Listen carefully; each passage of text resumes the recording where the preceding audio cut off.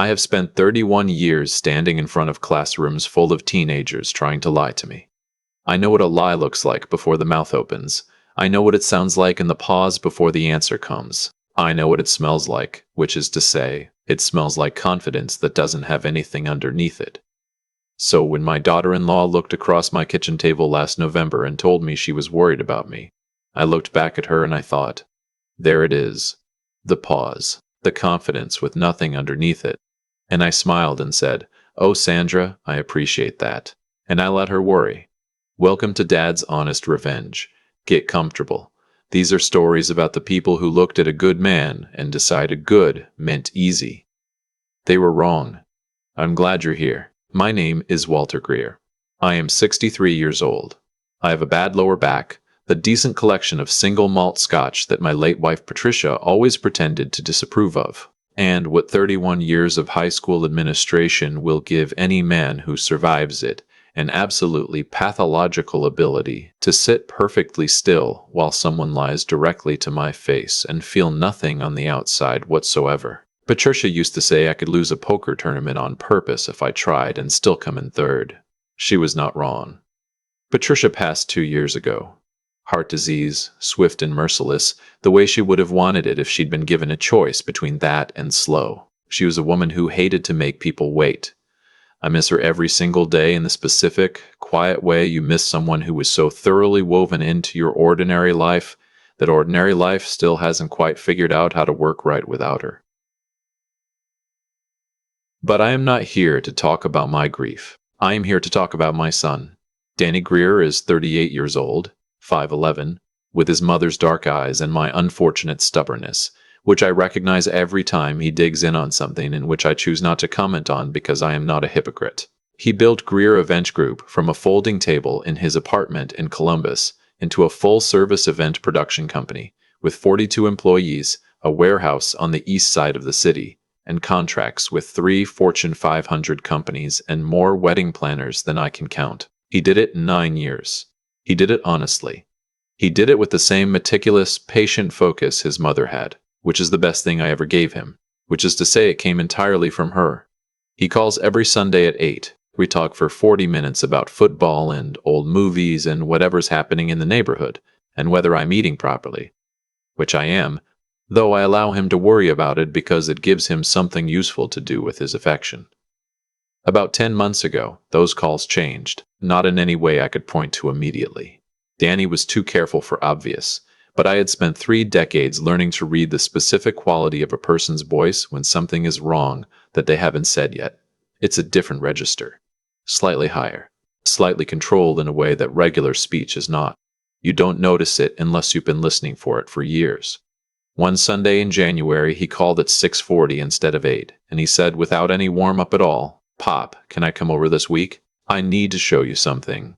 He drove the 40 minutes from Dublin to my house in Westerville on a Wednesday afternoon, sat at the kitchen table, drank half a cup of coffee, and opened his laptop. He turned it to face me with the deliberate, measured energy of a man who has been carrying something heavy for a long time and has decided that he needs someone else in the room before he can put it down. "How long?" I asked, looking at the spreadsheets. 6 months confirmed, he said. Probably 8 or 9 of actual activity. "Keith," I said. He nodded once. And then, because Danny had always been his mother's son and not mine when it came to the hard things, he said, "Sandra knows, Pop. She's known the whole time. I want to be precise about something, because precision matters to me, and because I think it will matter to you. I never disliked my daughter-in-law because she married my son. I disliked her because from the first afternoon Danny brought her to my house for dinner, she had the specific quality of a person who treats warmth as a transaction. You know the type. The smile that lands 1 beat too late. The interest in your stories that evaporates the moment the story stops being flattering to her. The particular talent for making you feel cared for in a room full of witnesses and subtly invisible the moment the room empties. Sandra Voss had married my son with the kind of careful attention to his assets that I had observed in 31 years of watching 17-year-olds calculate exactly how much effort a grade was worth. Her brother Keith was worse, in the specific way that people are worse when they believe they found cover. He was 34, a financier by training, the kind of pleasantly aggressive that comes with having been told yes by every institution he'd ever asked. He had joined Danny's company as CFO 3 years ago at Sandra's suggestion.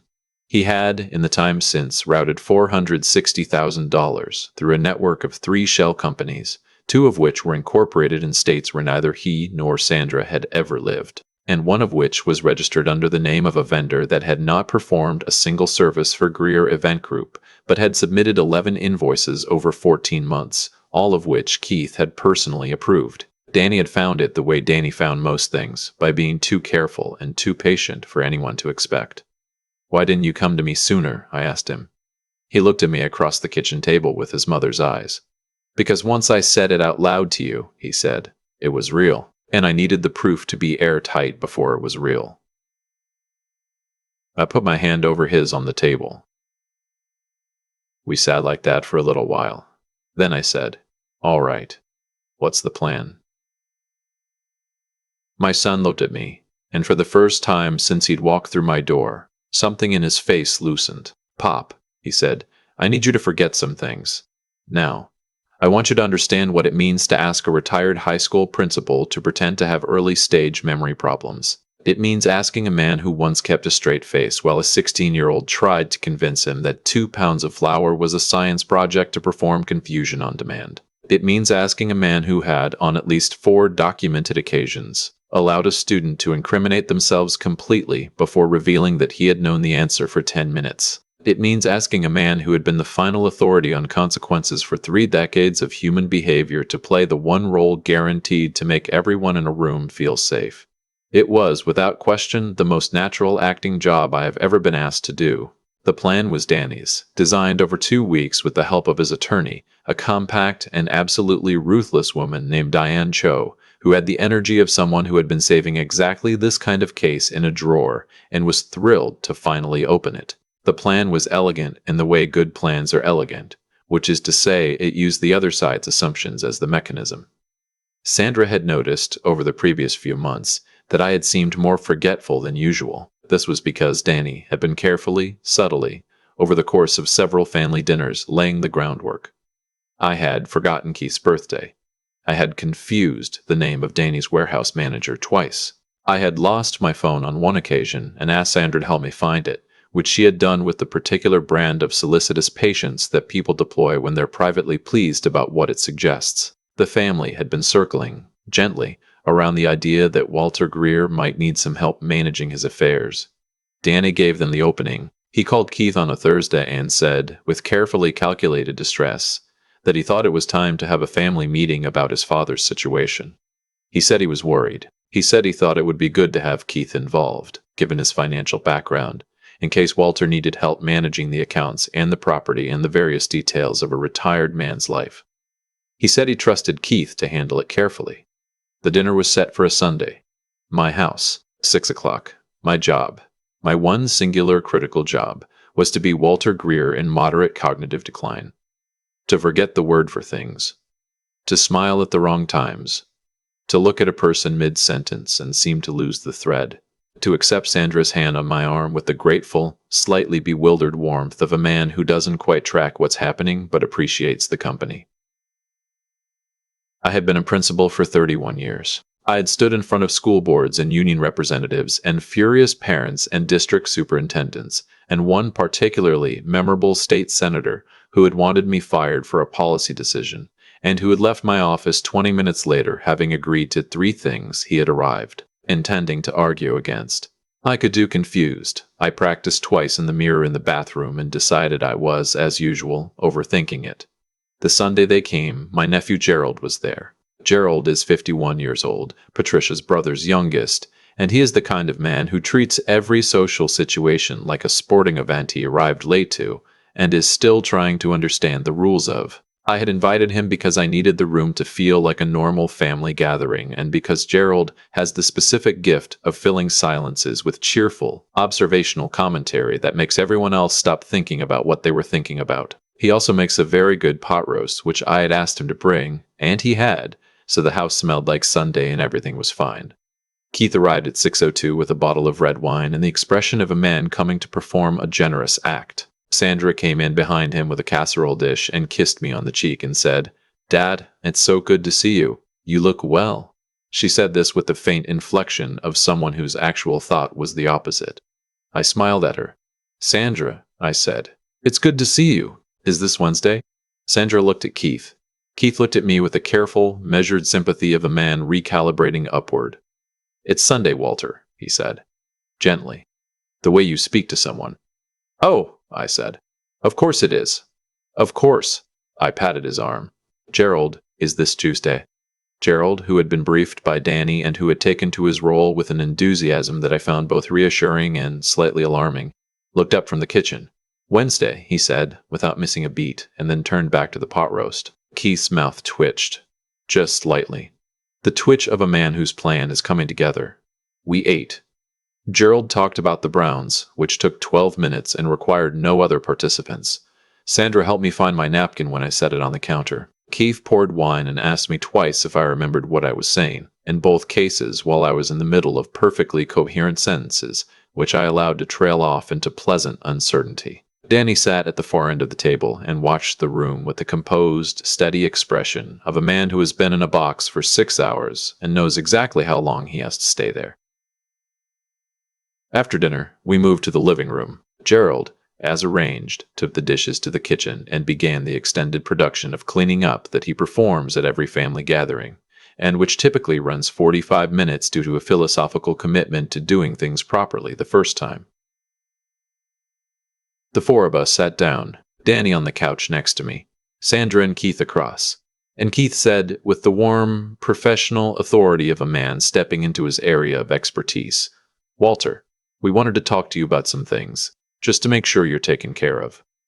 I looked at him. I blinked once, slowly. "That's kind of you," I said. "You're Danny's—" I paused, looked at Danny. "This is your friend from college?" In the kitchen, Gerald dropped a spoon. I believe it was deliberate. Keith leaned forward. "I'm Sandra's brother, Walter. Keith. We've met many times." "Of course," I said. "Of course you have. Keith." I nodded with the broad, warm nod of a man who is going to forget this again in 4 minutes.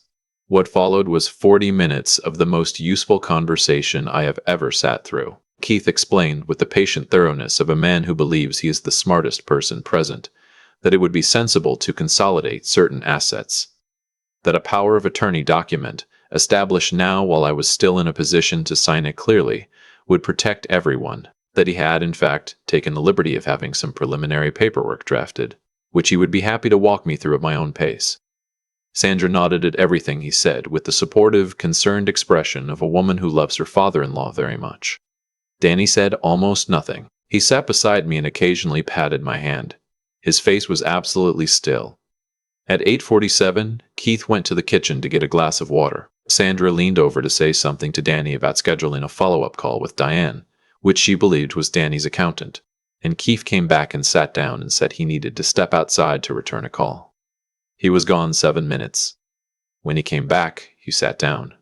He looked at Sandra. Something passed between them that was not visible to a man in cognitive decline, but was entirely clear to a 31-year veteran of watching people communicate what they think they're hiding.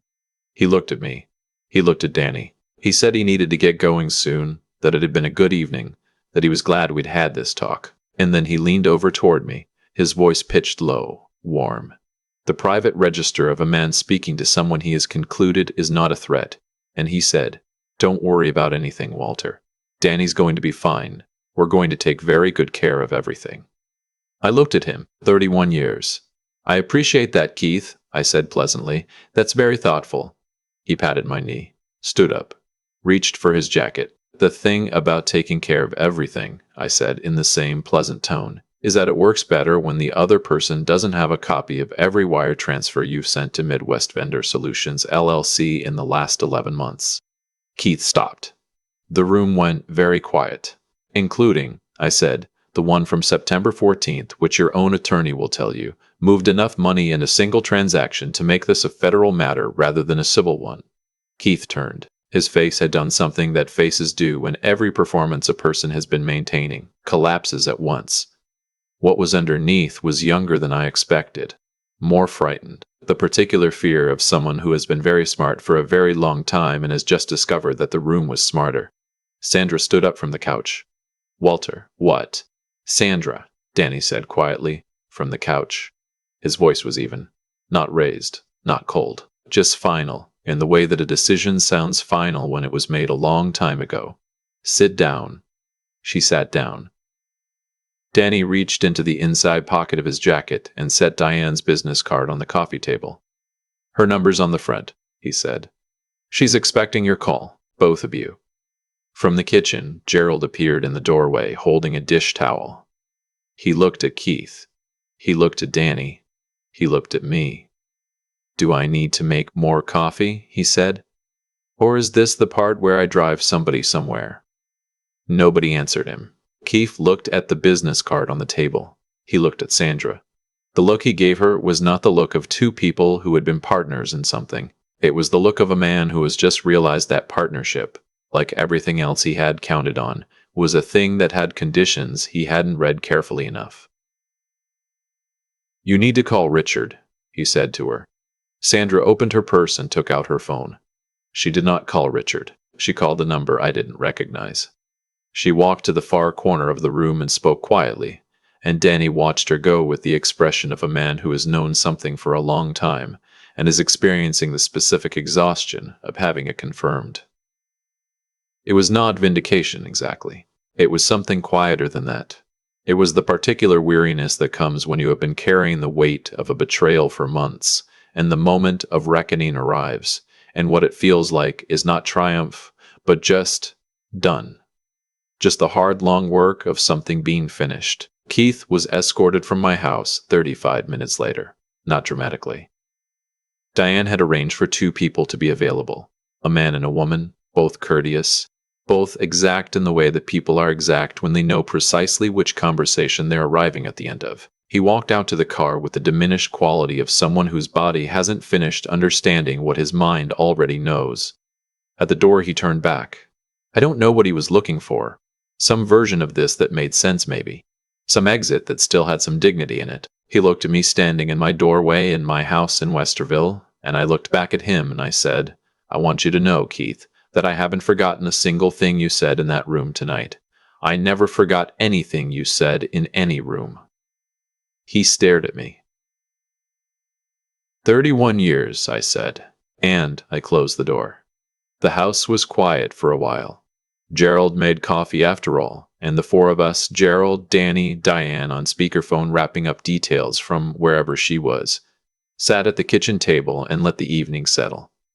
Danny didn't say much. He held his coffee mug with both hands and looked at the table with a particular expression of a man who has been through something that cannot be undone, which is the expression that always concerned me more than anger, because anger moves and that expression stays. How do you feel? I asked him. He thought about it honestly, the way I had raised him to do. Like I've been holding my breath for 8 months, he said. I nodded. That tracks. Gerald, to his enormous credit, said nothing for a full 4 minutes, which was a personal record. Then he said, so the dementia thing was fake the whole time? Yes, Gerald, because you seemed really convincing when you didn't know what day it was. I was a principal for 31 years. He considered this. So the Tuesday-Wednesday thing was me, yes. Gerald was quiet for another moment. I dropped the spoon on purpose, he said. I know, Gerald. It was good, right? The timing? It was excellent timing. He looked genuinely pleased. He went back to his coffee. Outside my kitchen window, Patricia's old garden was dark and bare. A November quiet, in the way of things that are resting and not gone. 2 nights later, my phone rang at 9:15. Danny's name on the screen. I answered. Pop. His voice had that quality again. Not the heavy one from 8 months ago, but a different one. The lighter version. The one I hadn't heard in a long time. Something happened, he said. I sat down at the kitchen table. He had gotten a call that afternoon from Diane. Not about Keith. About Sandra. Diane had received a message from Sandra's attorney. Sandra wanted to meet, not with the lawyers, just her and Danny, and she was asking that I be there. She asked for you specifically, Danny said. Her attorney wrote it down, verbatim. She said, I need Walter there. He'll understand what I have to say better than anyone. I looked out the window at Patricia's garden for a long moment. What time? I said. We met at Danny's office the following Thursday morning. The room was quiet. Diane was there, positioned at the corner of the table with her legal pad and her flat, professional stillness, and the energy of a woman who has agreed to observe but reserves the right to intervene. Sandra came in at 9. She looked different from Sunday. Not diminished exactly. Sandra Voss had been constitutionally incapable of diminish since the day I met her. But the performance was gone. The careful warmth, the exact calibration of concern, stripped away. What sat down across from us was a woman tired in the bone-deep way of someone who has been maintaining something very heavy for a very long time. She looked at Danny first. Then she looked at me. "Thank you for coming, Walter," she said. I said nothing. She folded her hands on the table and looked at them for a moment. And when she looked up, what was in her face was something I had watched for 31 years and could always identify. The specific expression of someone about to tell the truth for the first time in a very long time, not performed remorse, not calculated contrition. Real. "I need to tell you something," she said, "and I need to ask you to let me finish." Danny nodded once. She took a breath. "My maiden name," she said carefully, "is Sandra Whitmore. My father's name was Gerald Whitmore. My father's name was Gerald Whitmore. He ran a small residential construction company outside of Columbus in the late 90s and early 2000s. 17 employees. Mostly home building contracts, some commercial work. In 2003, there was a dispute with a contractor association over licensing violations. A formal complaint was filed. I went very still. The expert witness called by the licensing board, she said, was a retired contractor turned vocational educator. He testified that my father had knowingly employed unlicensed workers on 3 separate residential projects. She slid a document across the table. It was old, the kind of paper that dates itself without help. My father lost his contractor's license. His bonding company dropped him. The company collapsed. 17 people lost their jobs. I looked at the document. I recognized the format. I recognized the letterhead. I recognized, with the specific weight of a thing returning from very far away, the signature at the bottom of the testimony summary. My own signature, from 20 years ago. Danny picked up the document. He looked at it. He looked at me. He set it down. I sat very still. "I need to tell you something about the Whitmore case that I have never told my son, because it was a closed professional matter from a period of his life when he was 11 years old, and it had seemed, for 20 years, like something that had ended when it ended. I taught vocational construction at Jefferson High School for 4 years before becoming assistant principal. When I left teaching and entered administration, I maintained a consulting relationship with the state licensing board for nearly a decade. I testified as an expert witness in licensing disputes. I was not a lawyer. I was a man who knew what proper construction practice looked like and could explain it clearly to people who needed to make decisions. The Whitmore case was not complicated. The documentation was clear. 3 projects, unlicensed workers, signed records. My testimony was accurate. Gerald Whitmore had done what he was documented to have done. I had testified truthfully and I had slept fine afterward. What I had not known, what the licensing board's counsel had not provided to me, because it was not professionally relevant to my testimony, was that Gerald Whitmore had a daughter, 19 years old in 2003, a sophomore at Ohio State on a partial scholarship that her father's income supplemented. A young woman who had lost her family's income, her childhood home, and her father's livelihood in the same semester that she was trying to get through her first year of college. A woman who had, apparently, spent the 20 years since building something with a great deal of patience and precision. I looked at Sandra across the table. "How long?" I said. My voice came out steadier than I deserved. "How long had you been planning this?" She met my eyes. "I found out who you were 2 years before I met Danny," she said. "I found out about the company about a year after that." A pause. I started making decisions about the approach roughly 18 months before the industry conference in Cincinnati where Danny and I were introduced. Danny made a sound, not a word. The kind of involuntary sound a person makes when something lands in a place they didn't know was unprotected. "The original plan," Sandra continued, and her voice was steady in the careful way of things held together by habit, "was the money. I calculated what my father's clients would have recovered if the company had continued, what he would have earned, what I would have inherited versus what actually happened. She looked at the table. I was going to take the equivalent, and then I was going to leave. Danny said. Quiet. Precise. She looked at him. And here, this was the moment I had not prepared for. The moment no version of this story that I had run in my head had included. That immaculate composure, the one that had survived a fake dementia performance and a federal document review, and the complete structural collapse of a 6-year plan, cracked. Not dramatically. Just a single, visible fracture. A breath that didn't come out evenly. I didn't plan on you, she said to Danny. Directly. Quietly. I didn't plan on any of it. You were not. She stopped. Began again. You were never what I expected you to be. The room was very quiet. I know that doesn't change anything, she said. I know what I did. I know what Keith did. I know what Keith did. I know about the cooperation agreement and the charges, and none of what I'm saying changes any of that. I'm not here for forgiveness. She stopped. I'm not. Then what are you here for? Danny asked. She looked at me. I needed him to know, she said, that it started with him, not with you. I needed that said out loud, in a room with witnesses, because you spending the rest of your life thinking you were the target. She stopped again, drew a careful breath. You weren't.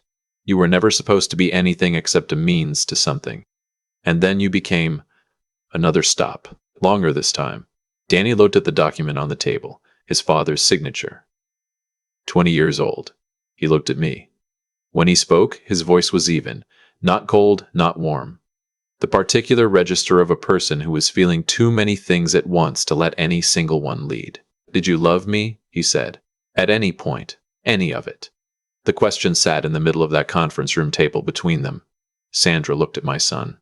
And for the first time in 5 years, I believed what she was about to say, before she said it. Yes, she said. Simply. Without architecture. Not at first. But yes. Diane, to her considerable professional credit, did not write that part down. Danny and I drove back to Westerville together that afternoon. He didn't want to be alone, and he didn't say so. Which is the most Greer way there is to communicate it. He just appeared at my passenger door, and I drove the way I had driven him places his entire life, which is to say in the comfortable silence of two people who don't need the car to be a performance. We were on the highway about 20 minutes before he said anything. Did you know, he said, about her father, the case? Not until she put that paper on the table, I said. He nodded slowly. If you had known, he said, when you met her. If somebody had told you who she was, would you have told me? I thought about it the way I had always taught him to think about things, honestly, even when the honest answer was complicated. Yes, I said, and then I would have watched you make your own decision. He was quiet for a while. What decision would I have made? I think, I said carefully, the same one. Because the thing about her that made her dangerous to you, the thing she used, it was real on both sides. That doesn't disappear because the context was wrong. He turned to look at the window. The highway moved past. She was 19, Pop, he said. I know. When you testified, she was a 19-year-old girl in her second semester of college. I testified accurately, I said. Her father did what I testified he did. I stand behind every word. I know that, he said. Not arguing, just placing the facts next to each other. I'm not saying you were wrong. I'm saying she was 19. He exhaled. That's a long time to carry something. Yes, I said quietly. It is. We drove. The city fell behind us. Westerville appeared, and I pulled into the driveway, and we sat for a moment in the parked car, the engine ticking quiet, the way we'd sat on the phone every Sunday for years. Present, not needing the silence to be anything it wasn't. What happens to her? He asked. Cooperation agreement, reduced charges. Diane says likely supervised release and restitution. She gave them Keith, completely, the whole structure, every account, every entity. She built it and she handed it over. He nodded. She built it, he said. Not with admiration and not without it. We went inside and I made coffee, and Danny sat at the same kitchen table where he'd sat 10 months ago with an untouched cup and a laptop full of damage. Except this time, he drank the coffee. Both hands around the mug. "Present, Pop," he said. I looked at my son across my kitchen table, 38 years old, and the house where he'd grown up. At the table where Patricia had helped him with his homework and argued about curfews and loved him with the steady, visible, absolutely unambiguous consistency of a woman who did not leave things unsaid. "I'm going to be okay," he said. I looked at him the way you look at someone when you know it's true, not because you're hoping, but because you've watched them be built from the ground up and you know what they're made of. "I know you are," I said.